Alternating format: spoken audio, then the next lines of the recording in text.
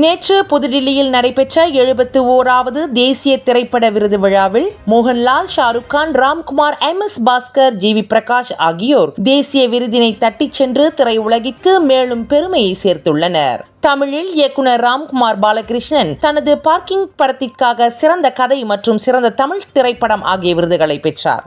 அதே படத்தில் சிறப்பான நடிப்பை வெளிப்படுத்திய நடிகர் MS பாஸ்கர் சிறந்த துணை நடிகர் விருதை பெற்றதை தொடர்ந்து வலைதளவாசிகள் தேசிய விருது தகுதியான நடிகரிடம் சென்று சேர்ந்திருப்பதாக பாராட்டி வருகின்றனர். தொடர்ந்து வாத்தி திரைப்படத்தின் இசையமைப்பாளர் GV பிரகாஷ் சிறந்த இசையமைப்பாளர் விருதை பெற்றதோடு மட்டுமல்லாமல் இது அவரின் 2வது தேசிய விருது என்பது குறிப்பிடத்தக்கது.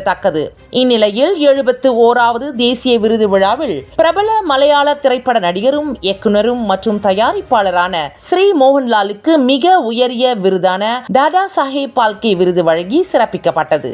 அவரின் பெயரை அறிவித்த போது அரங்கமே எழுந்து நின்று அவருக்கு கைத்தட்டி பாராட்டிய தருணம் அனைவரையுமே மெய்சிலிர்க்க வைத்தது. இதனிடையே 30 ஆண்டுகால திரைப்பயணத்தில் நடிகர் ஷாருக் கான் தனது முதல் தேசிய விருதை ஜவான் திரைப்படத்திற்காக பெற்றார். தொடர்ந்து அவரை வாழ்த்தி அவரது மகன் ஆரியன் மற்றும் மகள் சுஹானா இணைந்து இன்ஸ்டாகிராமில் பதிவிட்டுள்ளனர்.